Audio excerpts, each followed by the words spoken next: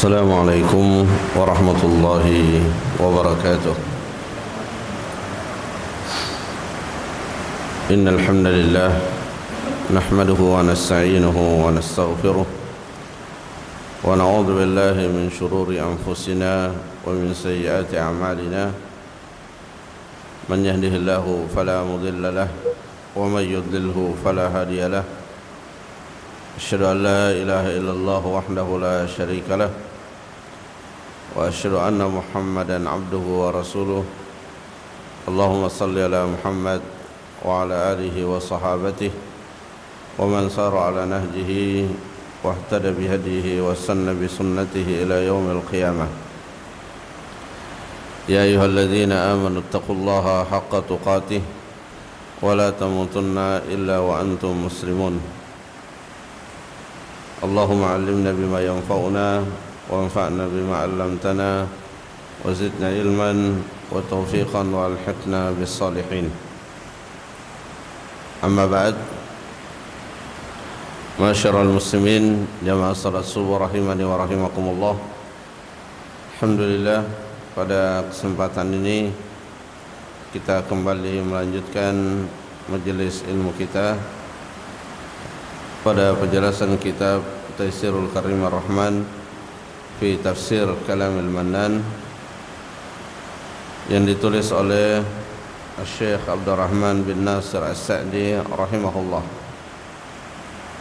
Dan alhamdulillah saat ini kita masih berada pada penjelasan ayat-ayat yang terdapat di dalam surah An-Najm, dan ayat terakhir yang telah kita jelaskan yaitu firman Allah Subhanahu wa taala, "A'indahu ilmul ghaibi fahuwa yara." Ayat ini masih berkaitan dengan ayat yang sebelumnya, di mana pada ayat yang sebelumnya Allah memberikan kepada kita nasihat, "Fala tuzakku anfusakum huwa a'lamu biman ittaqa." Janganlah kalian mengaku dan merasa bahwa telah tersucikan dari dosa disebabkan oleh sedikit amalan yang telah dilakukan, karena yang mengetahui tentang orang-orang yang bertakwa secara hakiki itu hanya Allah Subhanahu wa taala. Sehingga dari ayat ini kita sebagai seorang muslim selalu waspada dan mawas diri, jangan sampai kebaikan yang telah kita lakukan menimbulkan penyakit-penyakit hati di dalam diri kita. Di antara penyakit hati yang wajib untuk kita waspadai setelah kita melakukan suatu kebaikan yaitu penyakit ujub.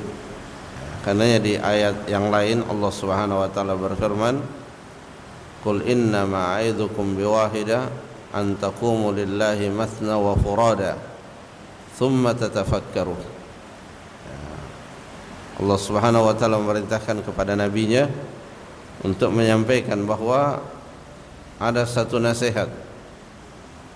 Ada satu nasihat yaitu an taqumu lillah, hendaknya kalian melakukan kebaikan, melakukan ketaatan kepada Allah Subhanahu wa taala, kemudian summa tatafakkar, baik itu melakukannya secara bersama-sama atau sendirian, summa tatafakkaru, kemudian setelah melakukan kebaikan bertafakkurlah, merenunglah apakah kebaikan yang dilakukan itu sudah sesuai sunnah Nabi, apakah kebaikan yang dilakukan itu telah ditunaikan dengan ikhlas, apakah kebaikan yang dilakukan telah menghadirkan manfaat bagi diri kita.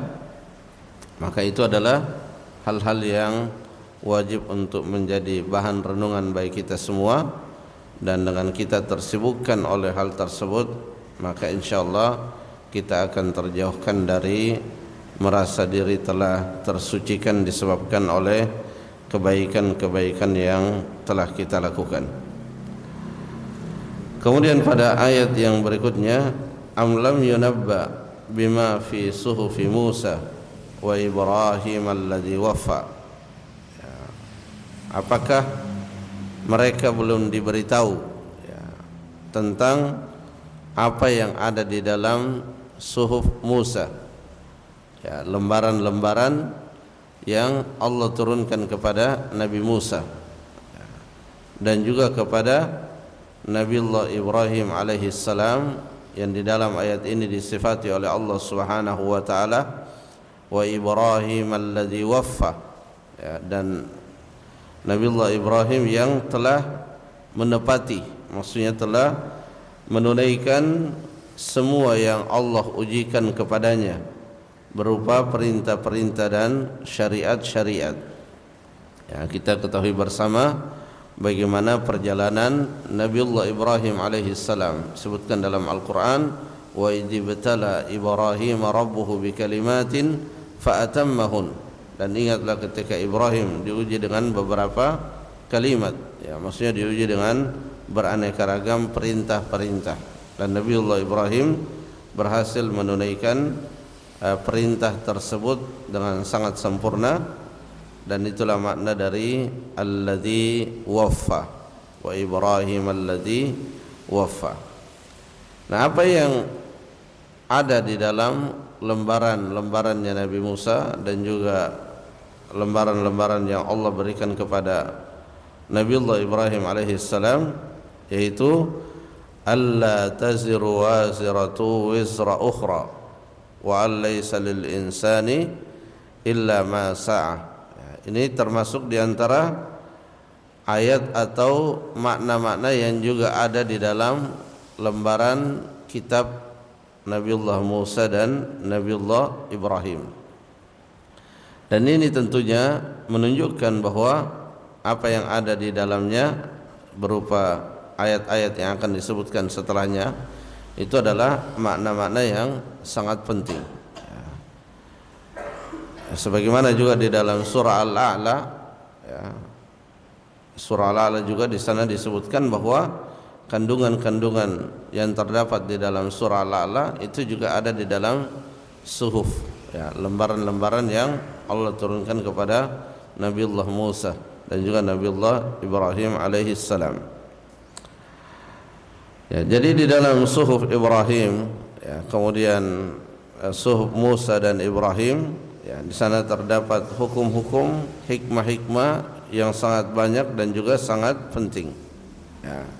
Nah, yang pertama itu adalah alla taziru waziratun wizra ukhra. Bahwasanya tidaklah seseorang itu memikul dosa dan kesalahan orang lain. Tidaklah seseorang itu memikul beban yang dipikul oleh orang lain. Artinya setiap orang yang melakukan dosa, maka dialah yang akan menanggung dosa tersebut. Dialah yang akan mendapatkan balasan atas dosa yang telah diperbuatnya, kecuali jika ia menjadi pelopor di dalam melakukan dosa itu. Apa maksudnya menjadi pelopor? Menjadi pelopor maksudnya dialah yang mencontohkan, dialah yang mengajarkan, sehingga banyak di antara manusia yang ikut serta di dalam melakukan dosa itu. Nah, ini tidak hanya dosa itu dipikul oleh orang yang telah melakukannya, tetapi orang-orang yang mengajak, orang-orang yang menjadi sebab orang lain terjatuh di dalam dosa tersebut juga ikut serta mendapatkan bagian dari dosa yang ia telah pelopori selama ini. Kayak dalam hadis yang sahih Nabi SAW bersabda, ma qutila ibnu adam zulman, ma qutila nafsun zulman illa kana libni adam al-awwal kiflun min damiha li'annahu awwalu man sanna al-qatal. Kata Nabi SAW, tidaklah suatu jiwa di muka bumi ini terbunuh secara zalim kecuali anak Adam yang pertama itu akan mendapatkan bahagian dosanya. Kenapa? Li'annahu awwalu man sannal qatal, karena dialah yang pertama kali mencontohkan pembunuhan. Ya, Qabil ketika membunuh saudaranya, dialah yang pertama kali mencontohkan pembunuhan bagi seluruh manusia. Sehingga kata Nabi SAW, siapa saja yang terbunuh secara zalim, maka yang mencontohkan pertama kali itu akan mendapatkan bahagian dari dosa yang dilakukan oleh orang-orang yang membunuh tanpa mengurangi dosa orang yang membunuh tersebut. Ya, ini yang sangat perlu untuk diwaspadai oleh siapapun. Jangan sampai kita menjadi pelopor di dalam keburukan, kita menjadi sebab orang lain melakukan keburukan. Ya, karenanya sebelum kita mengajak orang pada sesuatu amalan, maka pastikan terlebih dahulu ya, bahwa amalan itu bukanlah amalan keburukan. Ya, dan akan berbahagialah seseorang kalau dia menjadi pelopor di dalam kebaikan, karena ketika dia mempelopori suatu kebaikan, ia menjadi sebab orang lain melakukan suatu kebaikan, maka dia akan mendapatkan pahala dari sumber yang sangat banyak.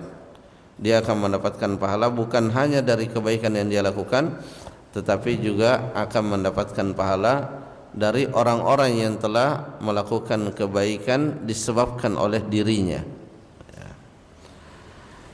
Wa allaysa lil insani illa ma sa'ah. Ya, jadi inilah kaidah dasar berkaitan dengan balasan yang akan diterima oleh manusia. Ya, jadi keburukan yang akan ia dapatkan itu sesuai dengan amalan yang telah ia lakukan, sebagaimana juga wa allaysa lil insani illa ma sa'ah, dan seseorang manusia itu tidak akan mendapatkan balasan kebaikan kecuali sesuai dengan apa yang telah ia lakukan semasa hidupnya di dunia.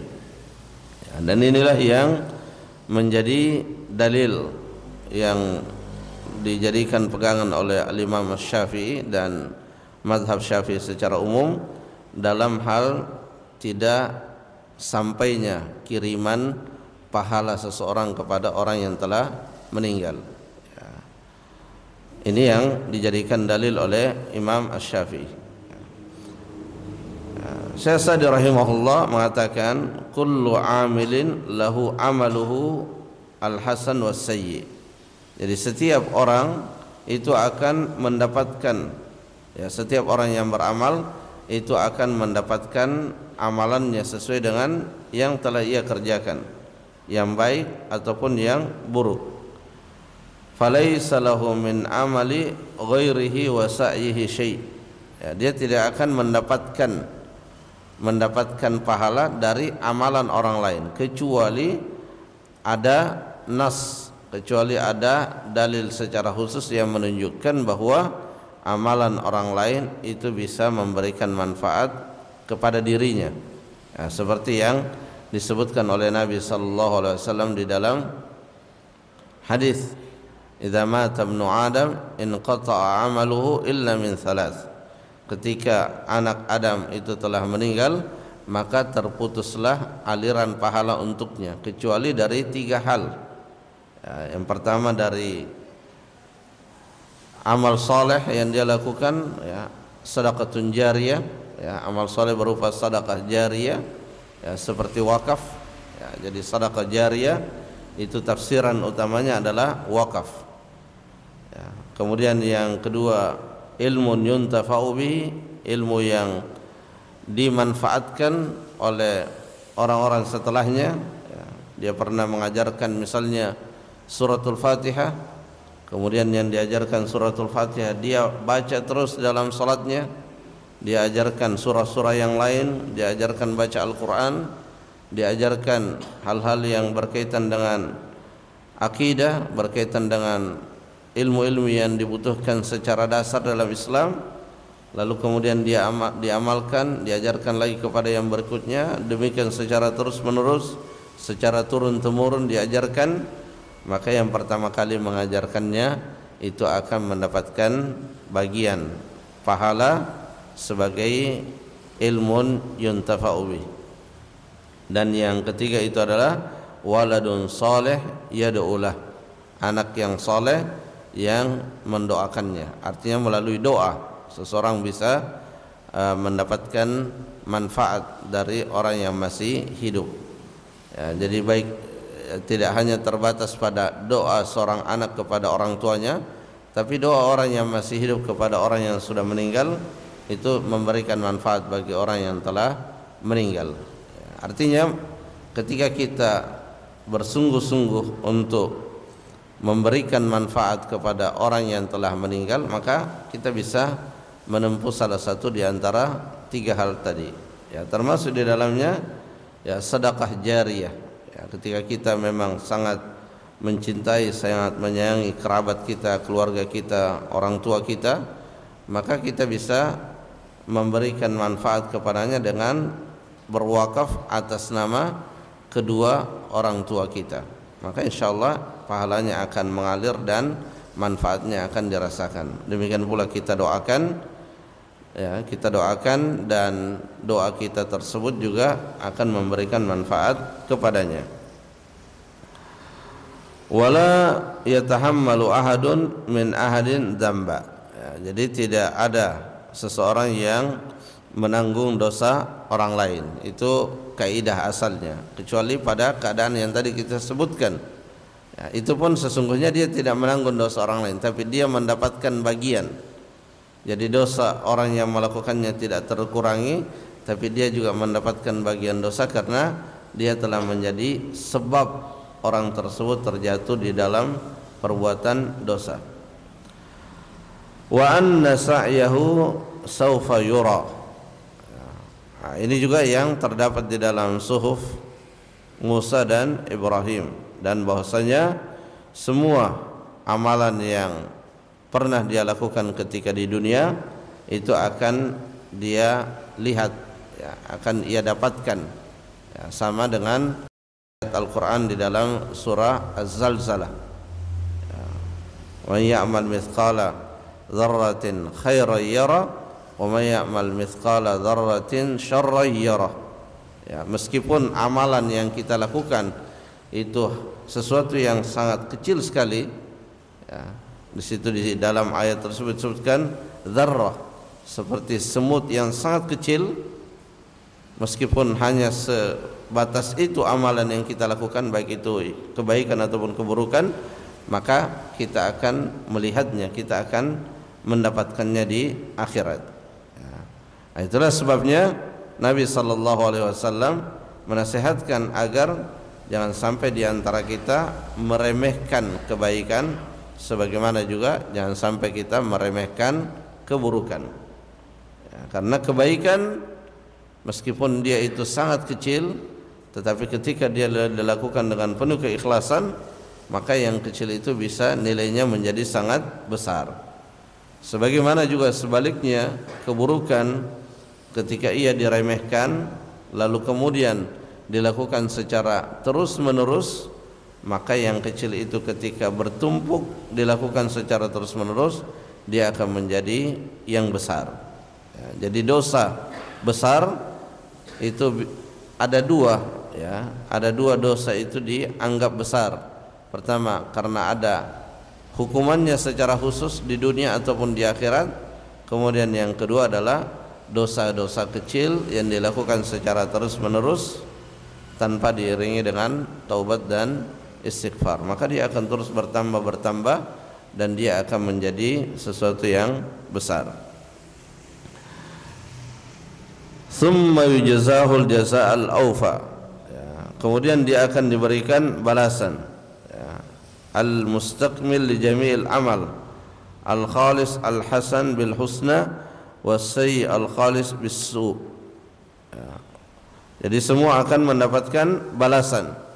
Yang baik akan dibalas dengan kebaikan, yang buruk akan dibalas dengan keburukan, dan Allah Subhanahu wa taala Maha Adil. Ya, sekaligus juga Allah Subhanahu wa taala memberikan keutamaan kepada siapa saja dari hambanya yang Allah kehendaki. Artinya Allah Subhanahu wa taala ketika membalas perbuatan buruk hambanya, maka dipastikan Allah membalasnya dengan adil. Dan Allah Subhanahu wa taala ketika memberikan balasan kepada orang-orang yang melakukan kebaikan, Allah Subhanahu wa taala memberikan keutamaan. Ya, artinya keutamaan di sini memberikan kelebihan. Jadi kalau hukuman itu tidak dilebihkan hukumannya sesuai dengan bobot perbuatan dosanya. Tetapi kalau kebaikan itu Allah Subhanahu wa taala lebihkan. Ya, Allah Subhanahu wa taala lebihkan. Ya, makanya di dalam hadis Nabi SAW beliau pernah menyampaikan tidak ada seseorang yang masuk ke dalam surga karena amalannya. Ya, maksudnya apa? Amalan yang kita miliki itu tidak bisa, ya, ibarat kita mau membeli suatu barang yang mahal, uang yang kita punya itu tidak cukup untuk membeli barang yang mahal itu. Artinya apa? Amal yang kita punya itu sebenarnya tidak cukup untuk membeli surga. Sekiranya surga itu harus dibeli dengan amalan kita. Tetapi Allah Subhanahu wa taala disebabkan oleh amalan kita itu memberikan rahmat kepada kita, sehingga dengan amalan itu Allah merahmati kita dan memberikan kepada kita surga. Jadi Allah Subhanahu wa taala menerima dari hambanya sesuatu yang sedikit, kecil, dan memberikan balasan yang sangat besar. Ya. Karenanya kita bersungguh-sungguh di dalam melakukan suatu kebaikan dan bersungguh-sungguh agar kebaikan itu terlaksana dengan penuh keikhlasan dan juga terlaksana sesuai dengan apa yang telah dituntunkan oleh Nabi kita Nabiullah Muhammad sallallahu alaihi wasallam.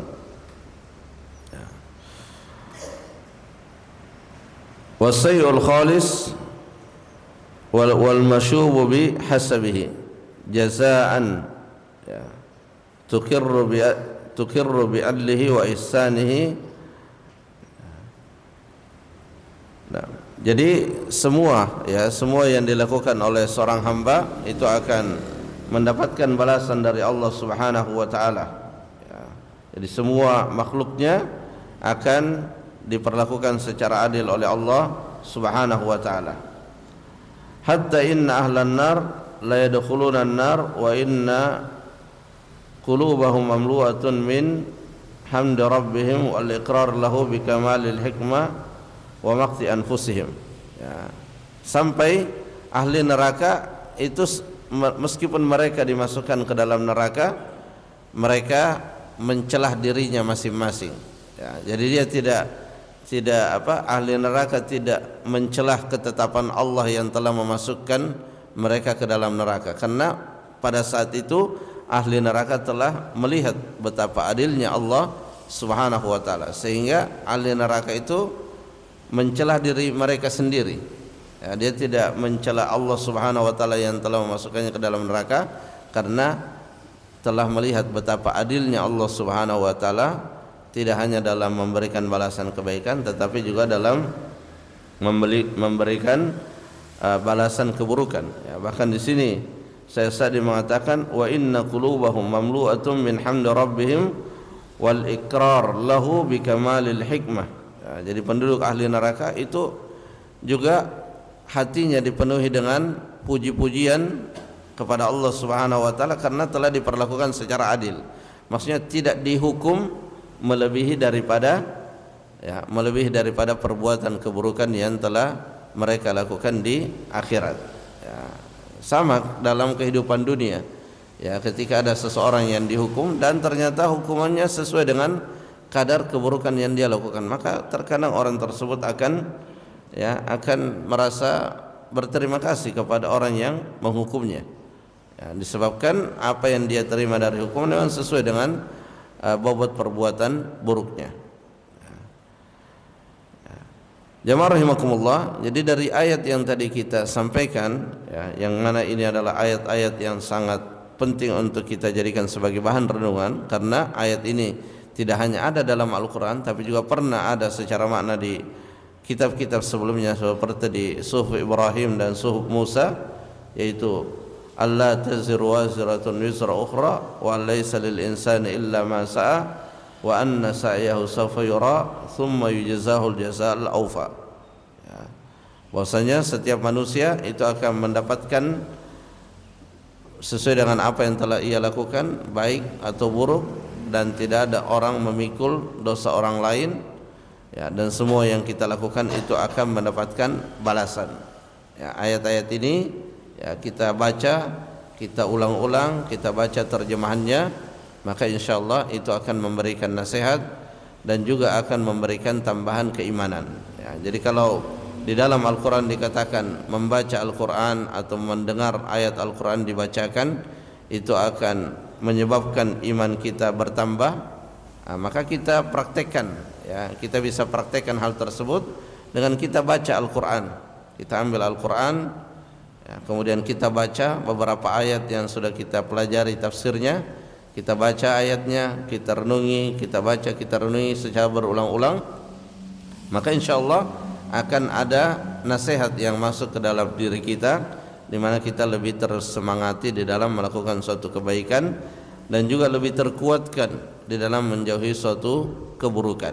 Ya, dan seperti itulah yang penting untuk menjadi rutinitas harian kita. Ada waktu yang kita gunakan untuk kita membaca Al-Quran, bukan hanya sekedar membaca dalam arti satu juz atau setengah juz atau beberapa lembar, tetapi ada yang kita baca yang sambil kita merenungi maknanya, ya, ayat-ayat pilihan yang mungkin sangat berkesan bagi kita, ya, kita ulang-ulang, maka akan terasa bahwa Al-Quran itu benar-benar hudan, dia adalah petunjuk bagi kita yang merupakan zikir terbaik. Ya, ketika iman kita terasa melemah, maka zikir terbaik, amalan terbaik yang akan menguatkannya dan memulihkannya itu adalah dengan membaca Al-Quran disertai dengan mentadabburinya. Masyarul muslimin, jamaah salat subuh rahimani wa rahimakumullah, mungkin itu yang bisa disampaikan, semoga bermanfaat. Wallahu ta'ala alam bisawab. Subhanakallahumma rabbana wa bihamdik, asyhadu an la ilaha illa anta, astaghfiruka wa atubu ilaik. Assalamualaikum warahmatullahi wabarakatuh.